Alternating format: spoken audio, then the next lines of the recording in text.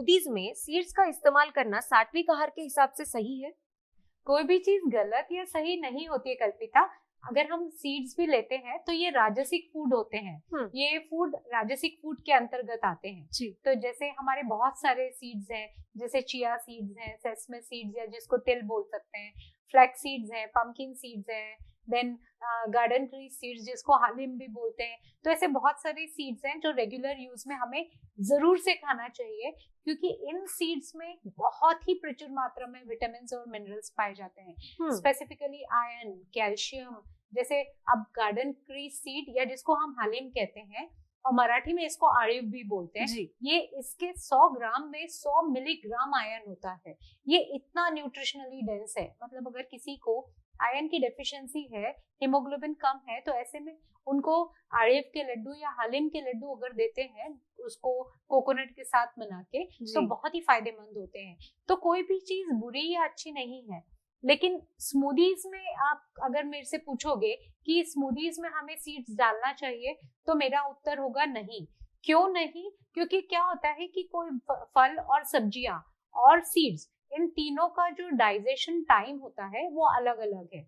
जैसे फल सब्जियों का डाइजेशन बहुत ही जल्दी स्टार्ट हो जाता है, लेकिन सीड्स को टाइम लगता है, क्योंकि ये इसमें सिर्फ विटामिन और मिनरल्स ही नहीं है, ये बहुत ही प्रचुर मात्रा में इसमें गुड फैट्स भी हैं। जी। अब फैट को डाइजेस्ट होने में टाइम तो लगेगा, तो इसके लिए क्या होता है कि आपने दोनों को कंबाइन कर दिया, तो फ्रूट्स भी चले गए, वेजिटेबल्स भी चले गए और सीड्स भी चले गए। अब जो वेजिटेबल और फ्रूट्स तो आपके पेट में डाइजेशन स्टार्ट हो गया है, लेकिन सीड्स का डाइजेशन के लिए फिर वो टाइम लग रहा है। ऐसे में फिर आपका पूरा स्मूदी एक साथ डाइजेशन, अब हमारे स्टमक में अभी इतना वो क्लेवर नहीं हो गया कि नहीं अभी इसको अलग से कर लो, इसको अलग से डाइजेस्ट कर लो। तो ऐसे में क्या होता है कि फिर आपके पेट में गैसेस, एसिडिटी की समस्याएं हो सकती हैं, क्योंकि आपके पेट में वो काफी देर तक के पड़ा रहेगा। तो ऐसे में आप इसको अलग अलग इसके समावेश करिए और अलग अलग, जैसे इसकी चटनियां बना के आप खा सकते हैं, आप इसको रोस्ट करके 1 चम्मच मुखवास की तरह खा सकते हैं, आप इसके लड्डू बना के खा सकते हैं। तो इस तरह का इसका राइट कॉम्बिनेशन और राइट टाइम ये लेना जरूरी है। तो इस तरह से अगर आप खाएंगे तो इसका बहुत अच्छा बेनिफिट मिलेगा। बिल्कुल, हमारे जीवन में सभी चीजों का एक कॉम्बिनेशन होना बहुत ही जरूरी है। बहुत ही अच्छी बात कही है आपने।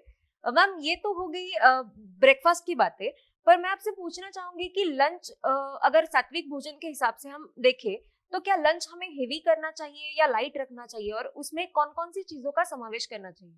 देखिए, लंच में ऐसा है कि आप बहुत सारी चीजें, सात्विक आहार अगर हम ले रहे हैं तो आप उसमें बहुत सारी चीजें ले सकते हैं। जैसे मैंने आपको बताया कि इसमें प्याज, लहसुन और नॉनवेज को इसमें हम वर्ज्य करते हैं, तो इसमें दालें हम ले सकते हैं। मूंग की दाल बहुत अच्छी दाल होती है जिसमें काफी मात्रा में प्रोटीन कंटेंट पाया जाता है, जो 22 to 25% प्रोटीन इसमें पाया जाता है, वो आप ले सकते हो। मसूर की दाल आप ले सकते हैं, आप ज्वार की रोटी ले सकते हैं, नाचनी की रोटी ले सकते हैं।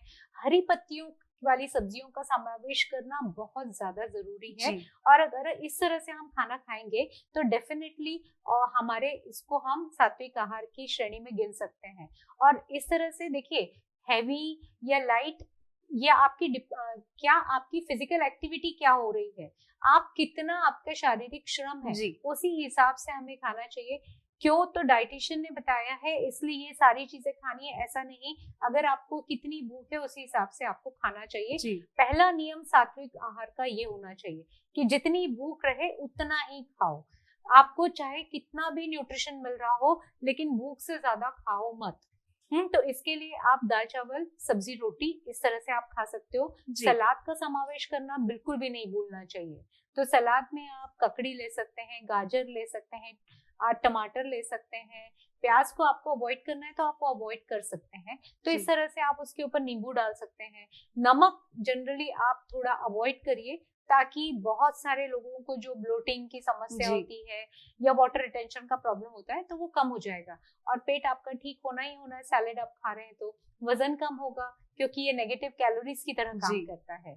ठीक है, तो इस तरह से अगर आप लेते हैं दही, छाछ, ये जरूर अपने आहार में समावेश करना चाहिए। ये सात्विक आहार में माना जाता है और ये बहुत ही शुद्ध और बहुत अच्छा चीज है, क्योंकि दही में बहुत सारे प्रचुर मात्रा में प्रोबायोटिक्स पाए जाते हैं जो आपके गट के हेल्थ को इम्प्रूव करने में बहुत ही मददगार साबित होते हैं। तो इसके लिए दही का भी आप समावेश कर सकते हैं।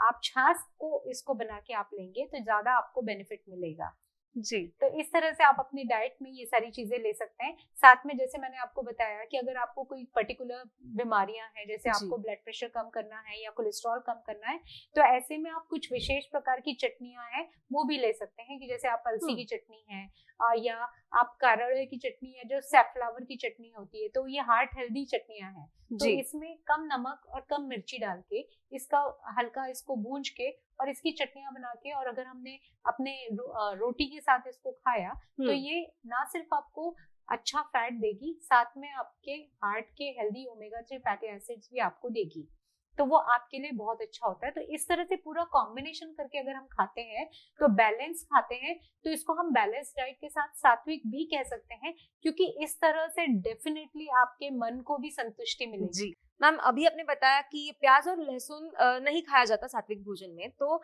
इसको तो बहुत सारे लोग खाते हैं, तो ऐसा क्यों होता है? क्यों ये खाना मना है या फिर क्यों नहीं खाया जाता? इसका साइंटिफिक रीजन क्या है? महाराष्ट्र और बहुत सारे प्रदेशों में चातुर्मास में एक्चुअली देखें तो चातुर्मास में 4 महीने प्याज और लहसुन नहीं खाया जाता है जी। तो उसका कुछ ना कुछ साइंटिफिक रीजन है, क्योंकि वो श्रावण का महीना होता है, ऐसे में आपका कफ का इम्बैलेंस हो सकता है, तो उसके लिए वर्जित करते हैं। लेकिन इसका मतलब ये नहीं है कि ये फूड खराब है। हालांकि प्याज और लहसुन तामसिक फूड के अंदर आता है, लेकिन इसके भी खुद के अगर हम इसको साइंटिफिक रीजन देखें तो इसमें बहुत सारे इसके गुण हैं।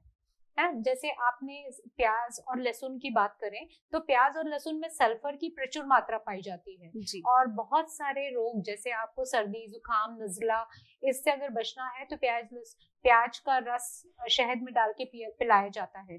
तो इसको अगर हम औषधि की तरह यूज करें तो इसका बहुत अच्छा होता है। जैसे एक आपको उदाहरण देती हूँ, अगर किसी को बुखार आता है तो आप बुखार की गोली एक बार खाते हो, जब तक बुखार उतरता है तभी खाते हो, कि हमेशा खाते रहते हो? हमेशा तो नहीं खाते हो ना। तो उसी तरह से अगर आपको ये आप मेडिसिन की तरह खा रहे हैं तो आपको सिर्फ आपके उस समय के लिए ही खाएं, और बाकी अगर आपको अवॉइड करना है तो आप अवॉइड कर सकते हैं, क्योंकि हो सकता है कि इसकी वजह से आपको एसिड प्रोडक्शन बढ़ रहा है और उसकी वजह से आपको एसिडिटी का तकलीफ हो रही है। जी। तो ऐसे कहा जाता है कि डिनर हमेशा लाइट होना चाहिए, तो सात्विक आहार अपने आप में ही बहुत लाइट होता है, तो हमें डिनर में क्या लेना चाहिए सात्विक आहार के हिसाब से? जैसे कल्पिता आपने खुद ही बता दिया कि ये काफी हल्का होता है, और वाकई में सात्विक भोजन बहुत ही सुपाच्य होता है और हल्का भी होता है। और अगर कोई इसे वजन कम करने के लिए या ब्लड प्रेशर को कम करने के लिए, डायबिटीज को कंट्रोल करने के लिए इसको ले रहा है, तो ऐसे समय में आप रात में एक स्टीम्ड वेजिटेबल्स ले सकते हैं।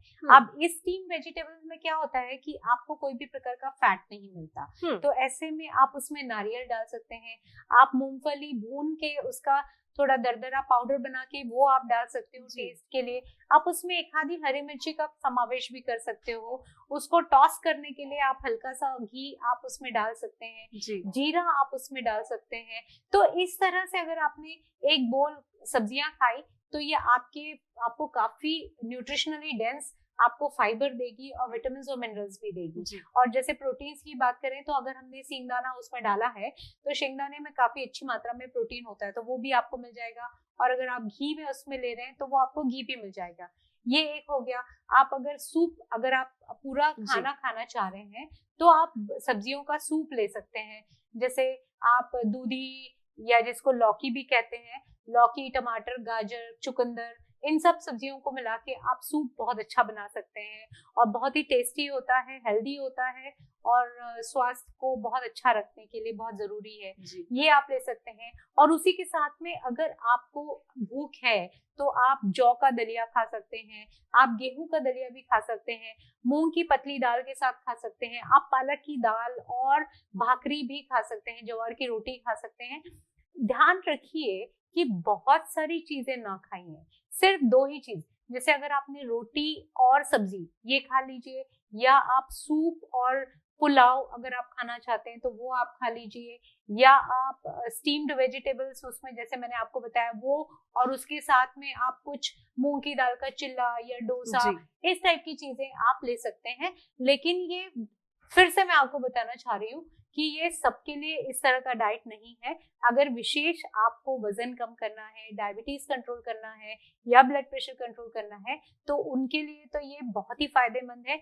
बच्चों को देने के लिए इसमें कुछ चीजें हम ऐड कर सकते हैं। जी मैम, बहुत ही अच्छी जानकारी दी आपने। मुझे नहीं पता था कि सात्विक भोजन भी इतना टेस्टी और इतना इंटरेस्टिंग हो सकता है। तो जाते जाते आप सात्विक आहार के बारे में हमारे दर्शकों को क्या टिप्स देना चाहेंगे, क्या मार्गदर्शन करना चाहेंगे? तो सात्विक आहार में सबसे मुख्य है कि आपको सब्जियां जरूर खानी है, आपको पानी भरपूर पीना है, आपको फल अच्छे से खाना है। एक चीज का ध्यान रखना बहुत जरूरी है कि जब कभी आप फल खाएं, खाना खाने के तुरंत बाद ना खाएं। खाना खाने के कम से कम 1.5 घंटा पहले ही आपको आपके फल खा लेना चाहिए, 1.5 से 2 घंटा।